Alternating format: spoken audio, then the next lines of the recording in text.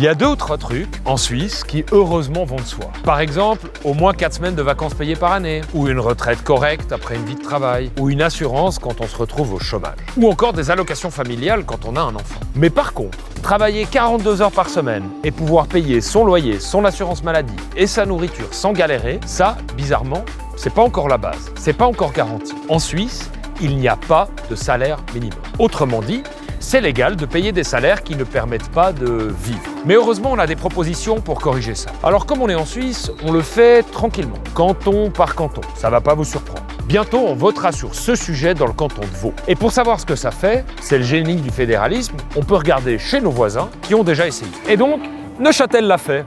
Genève l'a fait. Ils ont introduit un salaire minimum cantonal. Et devinez ce qui s'est passé. Une explosion du chômage, une crise économique majeure, une pluie de sauterelles peut-être. Rien, absolument rien de tout ça. Il y a des études qui le prouvent, diligentées par les cantons eux-mêmes, l'emploi se porte bien. Par contre, pour les familles, il s'est passé quelque chose d'énorme. Pour la première fois, des milliers de gens ont pu remplir leur frigo sans avoir la boule au ventre en rentrant du travail. Ah, et puis je vous sens un tout petit peu inquiet, mais je vous rassure aussi tout de suite, les gens qui gagnent très bien leur vie, ils ont continué à gagner très bien leur vie. Mais les travailleurs les moins bien payés, ils ont gagné le droit de respirer. Mieux, même les catégories juste au-dessus du salaire minimum ont profité d'une revalorisation tendancielle des rémunérations. Au fond, un salaire, c'est pas juste des chiffres sur un compte en banque. Un salaire, c'est de la liberté. C'est la liberté d'inscrire les enfants au foot ou au cours de danse. C'est pouvoir dire oui à une sortie avec des amis. C'est pouvoir acheter un cadeau d'anniversaire pour sa grand-mère ou pour sa chérie. Alors préparez-vous ces prochains mois à être bombardés de statistiques et de pseudo-évidences économiques et scientifiques. Ça sert à vous faire oublier l'essentiel.